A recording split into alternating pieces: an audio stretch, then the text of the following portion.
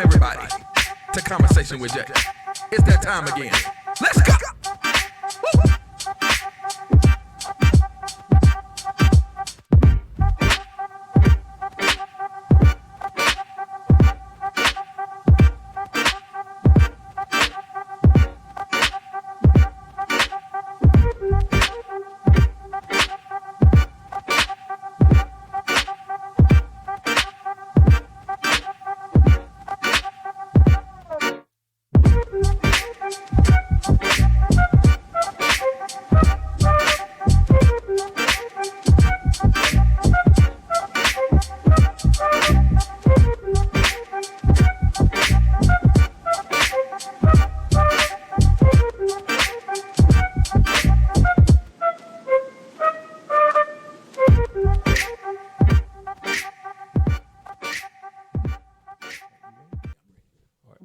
Welcome everybody to Conversation with Jay. I'm your host, Minister Jay Willis, and I'm so excited to be here today with my good friend, D. Alfred Jones. Yes, D. Alfred Jones. Good to see you, man. Good to see you. Thank you so much for joining my show. I had such a good time at yours. Okay. I was like, I got to get him on.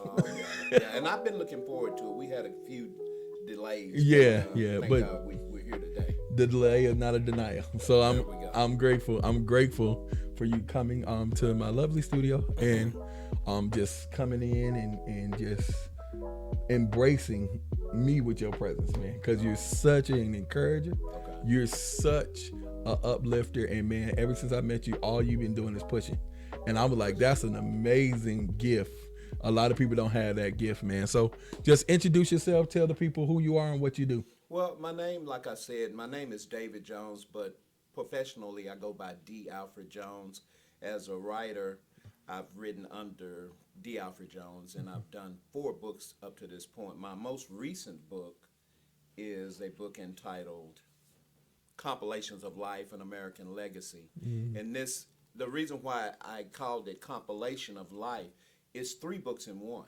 Oh, wow. This is the culmination of the first 3 books that I wrote. Wow. And the first 3 books were audio. They were ebooks. Cool. My very first book was Close to D Edge. Wow. And that's the initial D, A-J-J, Wow. which is my complete name. Cool. David Alfred Jones Jr. That's cool. So when I say close to the edge, they think I'm saying close to the edge. Yeah, that's dope. So I just kind of play on words. But that in that book, it was an autobiography, and it told my whole life story. That was a painful book to write because I was brutally honest in that book. I mean, everything from my first divorce through my dark years of alcohol and drugs and a lot of things in that book. And after I wrote that book, Jay, it was a release for me. In the process of writing the book, it was really painful because I had to relive all of that things. memories. And even those people that when I was at the lowest point in my life. Yeah, and you'll never know people until you get down on your luck. That's right. But at the lowest point of my life, a lot of those people, they turned their backs on me and they gave up on me. But hallelujah, God never gave up. Never. And as he began to bring me out of that dark place, and as I was able to see the light at the end of the tunnel, that's awesome. God was constantly purging me. So that was the first book. The second book that I wrote was entitled Unity of the Faith. Awesome. Now, this was a fun book. This was a Christian book. And this book told a story of all of the videos that I had shot from from the late 90s up until around 2007. Wow. Okay, and I did, back in those days, I was a freelance videographer. And I did both secular videos as well as gospel. Cool. And the thing about Unity of the Faith, that book there was it was such a blessing to work with the people throughout the North Central Texas region. That's awesome. To do the music videos, because back in the late 90s, early 2000s, we had a trend in Dallas-Fort Worth to where a lot of music artists, a lot of gifted people, they had studios like you've got your thing set up. They had music studios set up in their homes, but they had no avenue really to be seen. Wow. And so God placed this placed this thought into my spirit, and I told my wife about it, and she said, "Man, that's a great idea." So what I did is I took training through DCTV, and that's on my bag right there. As a Okay. matter of fact, Awesome, Dallas awesome. Community Television back Wow. in the late '90s, Wow. and I did all my training through them as far as the videography and stuff like that. And for the first 3 years at DCTV, I was just a camera person, and I did a lot of city council camera Wow. work Wow. with just a lot of different city council. Now I don't want to name them. Yeah, yeah, I'm gonna that's keep fine. it real generic. Yeah, Today, yeah, but yeah, I yeah. did That's that good. for about the first 3 years, Uh-huh. and then it came a point in time when the higher ups at the TV station asked me, "Well, David, what would you want to do if you had a television show?" And That's dope. I knew it would be music related. Yeah, that's awesome. But my idea, Jay, was to do something like a Soul Train, Yeah, that's and cool. bring people to the TV station. Yeah. But the spirit kept talking and said, "No, no, we're going to go to the people. We're not going to bring the people here." Yeah. So what I did was I was always in church anyway. Yeah. So I started my video production company doing musicals at church. That's amazing. And boy, you know how church be rocking. Oh, yeah, yeah, And yeah. all these churches would come and we had 2 or 3 choirs at a time, and I'd videotape it. And then I would always get with the choir director or the minister of music and get their information. Hey, man, listen, I'm going to edit this, get it to you. So long story short, that's how the video started for me. The music video started. And then as I continued to do it, we started branching off and doing rap videos, Christian rap, and even a lot of secular things. Now, I want to go somewhere real deep with you right now. Back in those days, I can remember praying to God to give me favor with people. See, a lot of people, this is where they mess up at, Jay. When they pray to God, they pray for material things. Oh, God, give me a Yeah. nice House. home and Yeah, and car. a nice car, Yeah. money, Yeah. and nothing's wrong with that stuff. That's right. But oh my goodness! But if you get the vision, if you get the revelation to where you're praying about, just like Solomon did, Yeah. when God came to Solomon in a dream, he asked him, "Well, what would you have me to give you?" Yeah. Well, he was already the king of Israel. Yeah. And he could say, "Well, give me an army strong enough so I don't never get defeated." Yeah. He didn't say that. He said, "Give me wisdom. Wisdom. To know." And so I asked. So when I prayed to God in those days, I said, "God, give me insight and give me favor with people. Awesome. Give me insight and give me favor." And he did that. And I tell you, Jay, it was so powerful for me and for my wife starting a new videography company and things like that. It got to the point to where, I left out something important. So I would shoot these music videos, and by me being trained through DCTV, I had an avenue to play the videos. That's awesome. So you can't beat that. No. Okay, if I shoot you a music video, Exactly. I got a TV show I can throw it on. that we're gonna air your video. That's dope. And you're gonna grow your audience, and you're gonna grow your brand and things like that. So man, it was a win-win situation. That's for us. amazing. And we never did it in the beginning and really the whole time. But money wasn't the motivation. Yeah. And I Yeah. tell people all the time, I hear it, I used to hear it on rap songs and just in general. Man, we're gonna make a meal, we're gonna blow up, we're gonna do that. And that's all right. But what if you don't make no money? That's right. Are you gonna stop doing it Yeah. because you didn't make a meal?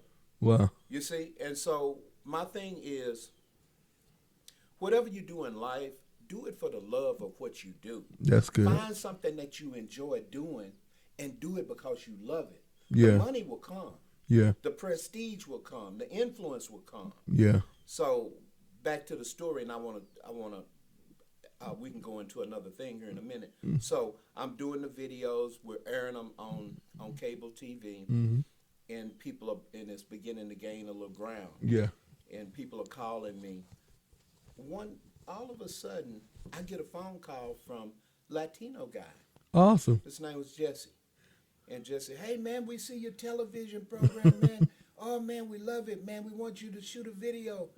I said, oh, no problem, no problem. Come on down to the TV station. And it was a certain day. I don't remember what day it was, Thursday or whatever. I'd go to edit my video stuff. Mm-hmm. And so Jesse comes in with his entourage. Yeah. Like 10 deep. Oh, wow.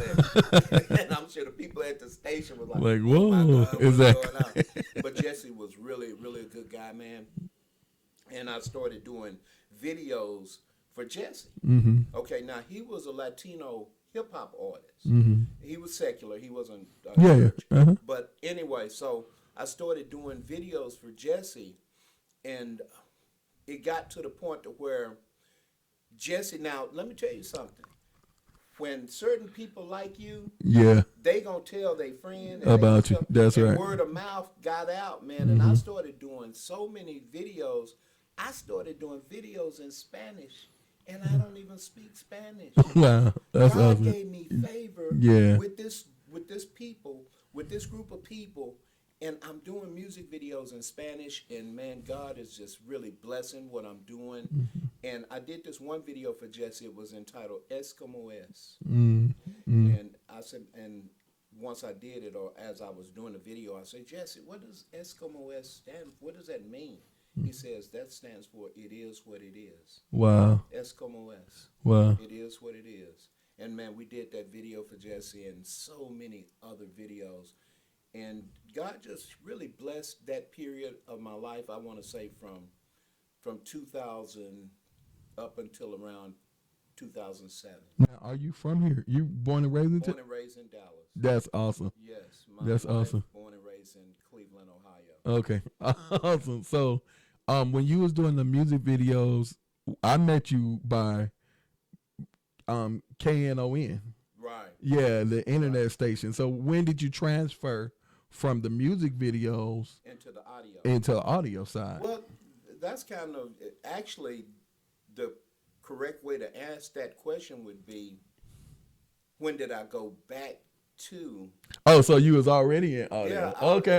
And this is the irony of the whole thing. Growing up in Dallas, in Oak Cliff, I'm from Dallas, Oak Cliff area. My name, like I told y'all when I first started, my name is David Jones. Okay, so my initials are DJ. Yeah. I got it. So back when I was growing up in the 1960s, I grew up under the influence of the Motown era with all of the artists on Motown, and then my favorite artist as a child was James Brown. Hands down, it was JB. And so I would go to the corner record store, which was in walking distance, and that's funny because this book that I bought the other day was from the very shopping center I used to go to. And I would buy 45s. Wow. You know what a 45 is, right? Is that's That's the little yeah. Yeah, so I would buy these 45s, James Brown and whoever else I wanted. And I think they were like maybe $1 back then, maybe less than that, I don't remember.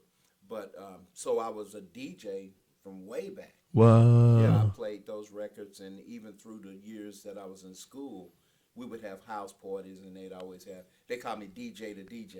Oh, that's the. So you was already into it. Got you. That makes sense. Okay. And then, like I told you, remember when I said, like in the late 90s, when I saw all of the artists in the area, they had music, but they didn't have videos. So that's when I went to the video world. And I did that for, let's say, 6-7 years. That's awesome. Okay. And then I got out of it because the game of, anything in life, it's going to catch up with you at some point. Yeah. I had the niche on it, and I had it on lock when I first started doing it. Nobody was doing what I was doing and offering that service to music artists. But as people caught up with me and things like that, and I was growing weary. Got you. And it was just time for me to transition. So I kind of took a break from everything. And then when I came back into it, I came back into the radio part of it. Got you. That's awesome, man. That's awesome. So, and KNON now is what you currently do. You retired though. You're a retired truck driver, right? Yeah, I'm a awesome transportation worker. That's awesome, man. And do you have children? I don't know if we ever talked about that. Do I have children? Yeah. Do you have children? I have adults. You have.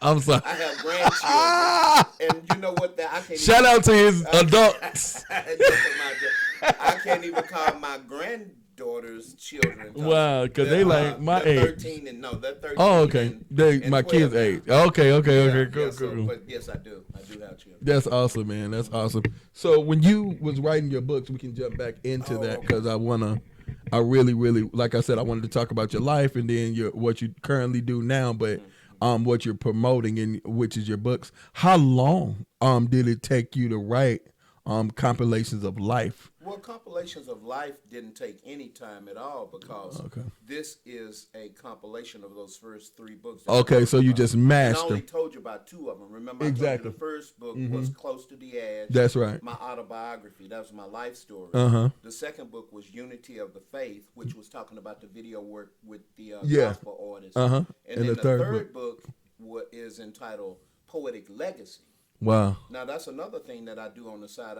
I like doing spoken word poetry. Gotcha. So this book that you're looking at is a combination of all 3 of those, and I just I extracted things from all 3 books, made this book. Wow, awesome. Because the first 3 books were ebooks. Yeah, they yeah, weren't yeah. tangible. You couldn't buy could them. download them and put them on your computer. But I wanted something that people could actually Hold. Awesome. feel. Now the next book you have here is going to be. Oh, this next book. This is a relative of mine. She's recently gotten into writing. Awesome. And her name's Teresa Jones. She's my oldest brother's wife. Awesome. And she's got a book entitled When Jesus Talks, My Nightstand Journal. And this is not really a book. It's a book, but it's it a ain't journal. a book. It's That's a journal. dope. That's and amazing. I love the fact that this is just... Oh, that is You see what I'm saying? amazing. Yeah. Please show that to the camera, the pages in the front. Right. This is Teresa Jones, When Jesus Talks, My Nightstand Journal. And a lot of people keep a journal. Yeah. I love that scripture in the Bible where it says, write the vision. Yeah, make it plain. That's right. And I love this journal. So, I mean, if you do it daily or weekly, however you want to do it, each page is just where they can journal the things that they feel they want to write down. Awesome. And then this last book, that's not the last one. Okay, yeah, I'm sorry. Let me not the talk last about this one right here. Please just real do. Quick. Please That's do. going to be fun right there. Okay, cool. I brought you some crayons. All right. Let's talk about this book. Oh, man, this book here was incredible. I just met this lady this past Saturday, Yvette Blair Lavalas. I think I'm pronouncing that right.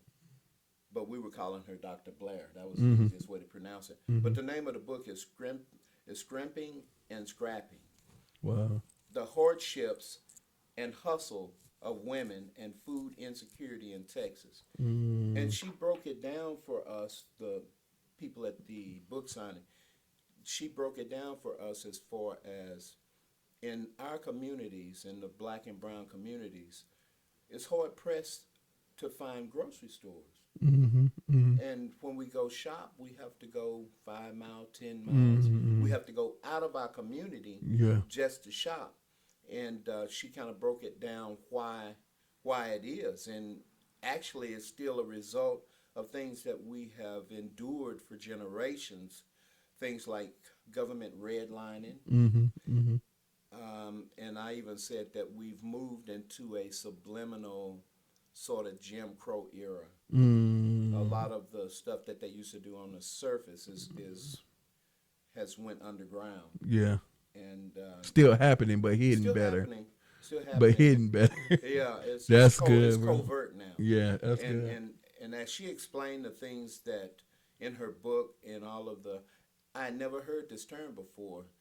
She said that we need to start paying attention to this topic. It's called the Farm Bill, FARM, like a farm. And the Farm Bill and all the things that the government does to help certain farmers and other farmers don't get the same help. So it's not equal across the board. Wow. So wow. That was really good. That is good. That's really good information. That's really good. And I think that's why it's important. I know this it's not off topic, but I think it speaking of our community, that's why I feel like it's important to vote locally. Yeah. Please, y'all, if y'all can go out there, I know it's election time coming up, but if y'all can vote locally, I'm not just talking about for presidents. I'm talking about like for our senators and our governors. I don't think we understand how important that job is to vote, especially if we want to see stuff change in our community. And nothing wrong, I'm not. Conversation with Jay is definitely not a racist show. We gonna have a lot of different guests on here, but we're specifically talking about the black community.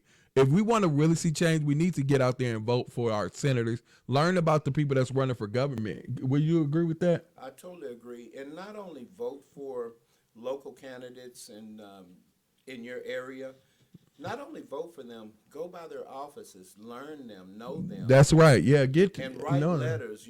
Start petitions. Things That's that you good, want, bro. things that Yeah, you want to change. yeah. You have to be very, very Vocal. intentional.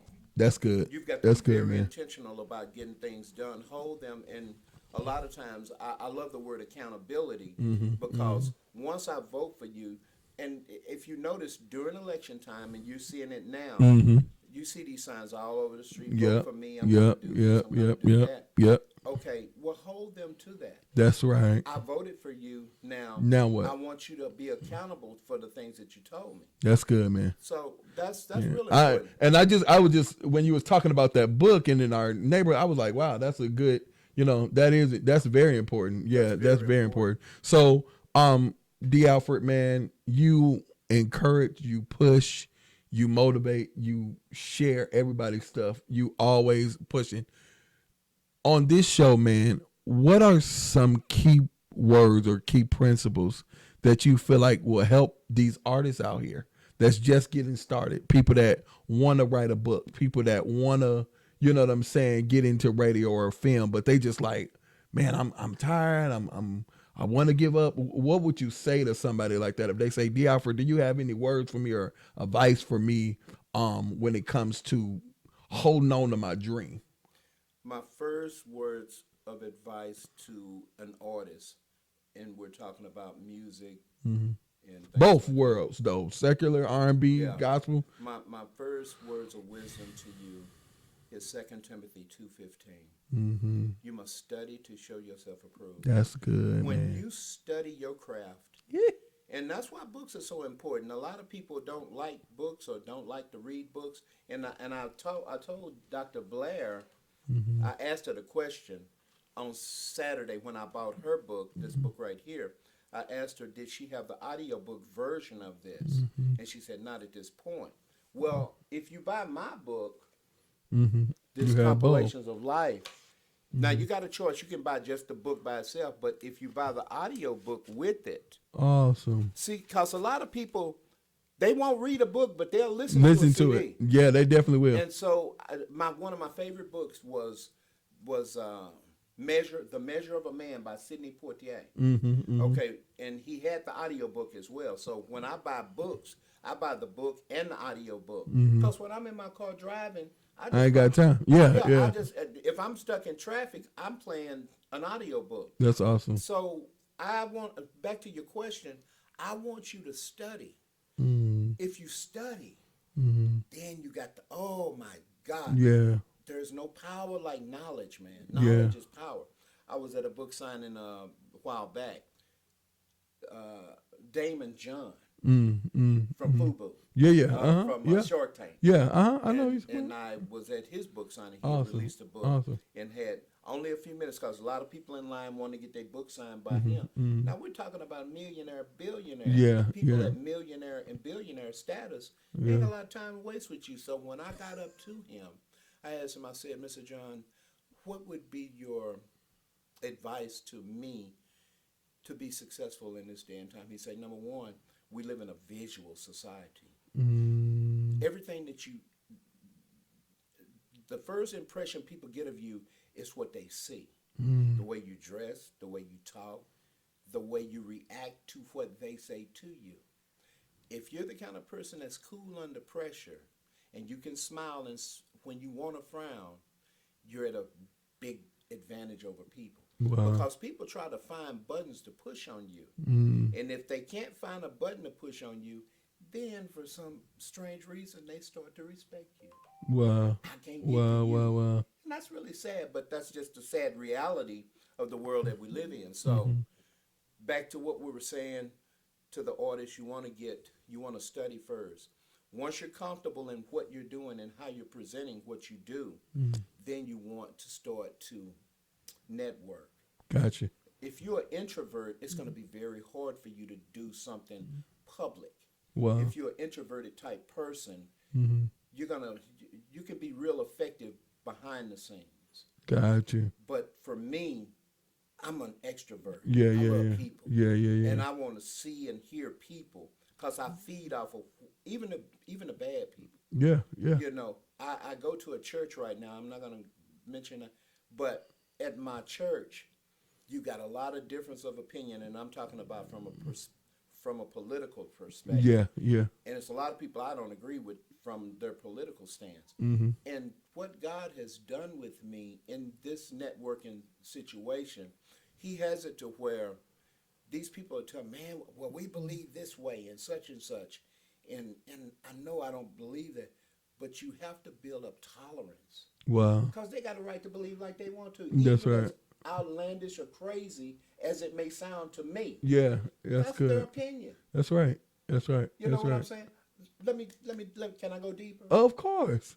I'm from Dallas. I love the Cowboys. Uh-huh. My Uh-huh. wife's from Cleveland. She loved the Browns. Uh-huh. Uh-huh. We got a divided household. Half the house is blue and silver, the other half is orange and brown. Yeah, yeah, yeah. And when them two teams play, Oh, it's going we down. ain't getting along right now. You know what I'm saying? Exactly. But as soon as the game is over, Yeah. we're back husband and wife. Wow. So I said that to say this, Jay.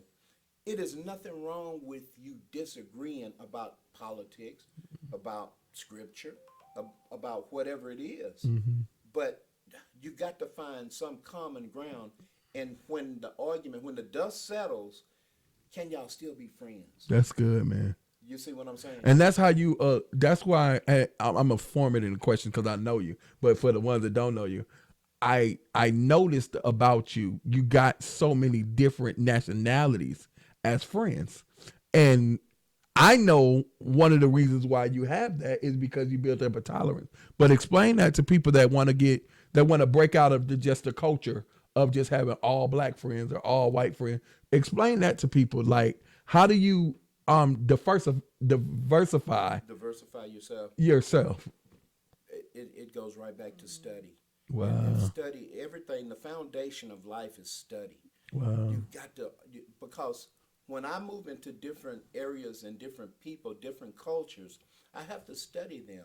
And one thing that you don't want to do, and my wife has reprimanded me for this in the past, you don't want to imitate another culture because you come across as phony. And you'll Wow. come across sometimes even insulting to that culture. Wow. Have you ever seen people try to dress like black folks? Uh-huh. Yeah. Braid their hair, Yeah. and talk like you black, and Yeah. or let's do it the other way. You're black and you're trying to talk real proper Uh-huh. to somebody that you're Yeah. not. Uh-huh. Just be you. That's right. Just be you. But That's when right. you integrate yourself into different cultures, come with kindness.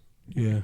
Come with silence too. Yeah. Be Wow. slow to talk and quick to listen. That's good. Because you'll learn and see this. Oh, I'm finna get deep now. That's good, See, Doc. I prayed, when I told you a minute ago, the things I pray for things like insight, give me favor with people, God, and also give me a spirit of discernment. Within 30 seconds to 2 or 3 minutes, I can size a person up. Wow. I can size them up. I just let them talk, and okay, yeah. And I may ask them a question.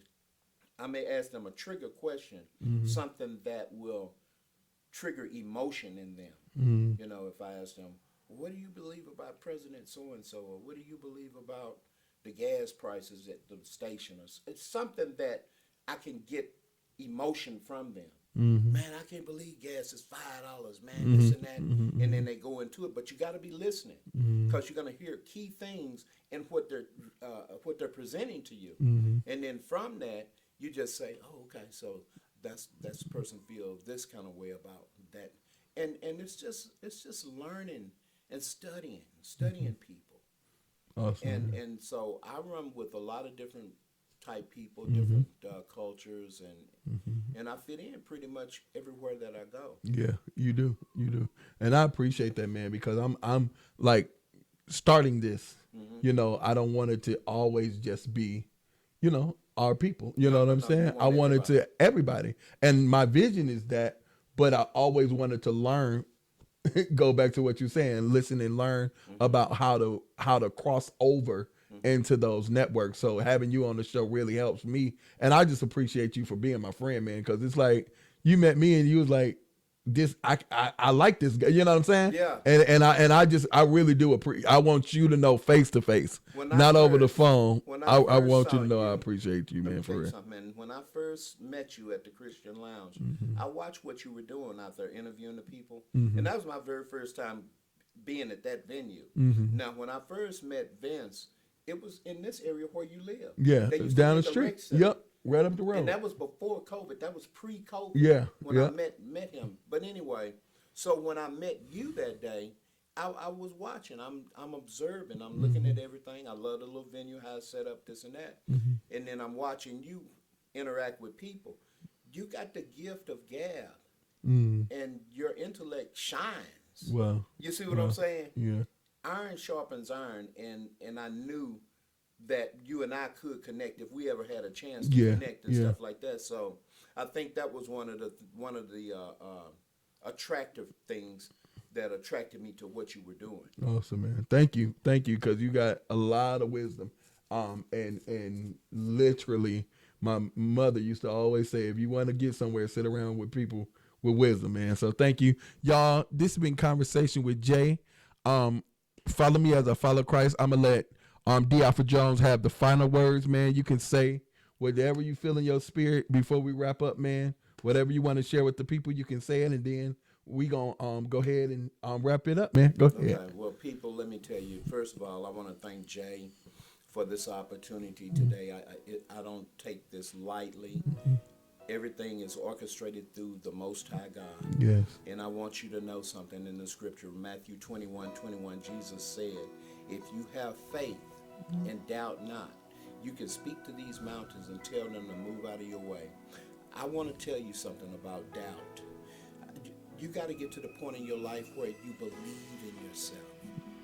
I wrote a poem, and it's in this book right here, Compilations of Life, and the poem is entitled Doubt on a Diet, and I'm going to do it for you right now. It goes like this. I've got to put doubt on a diet because he's been eating way too much. He's been eating everything from self-confidence to that faith-related stuff. I've even caught him sprinkling salt on decisions that I make. I said, man, that's the last straw. I will reduce your intake. So I mapped out a strategy. In other words, developed a plan to starve all inhibitions and reestablish command.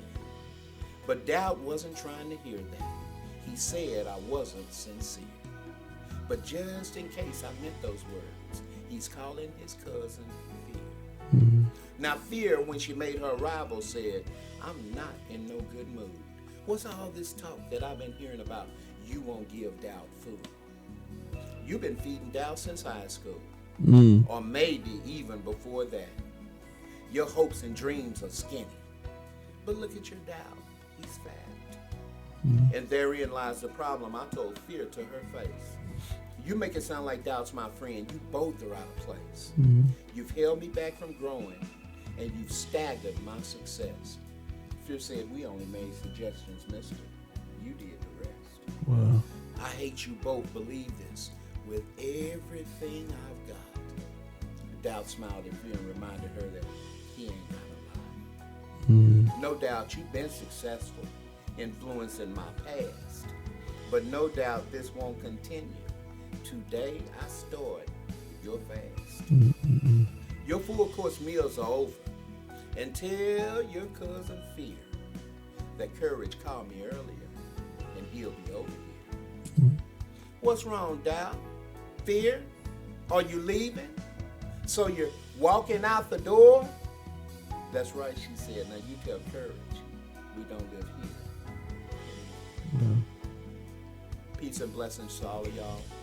We want you guys to believe in yourselves. Minister Jay Willis, thank you so much. Appreciate you, man. Bless you, man. Bless you, man. I loved it, man. God bless y'all. We out. We out. Peace.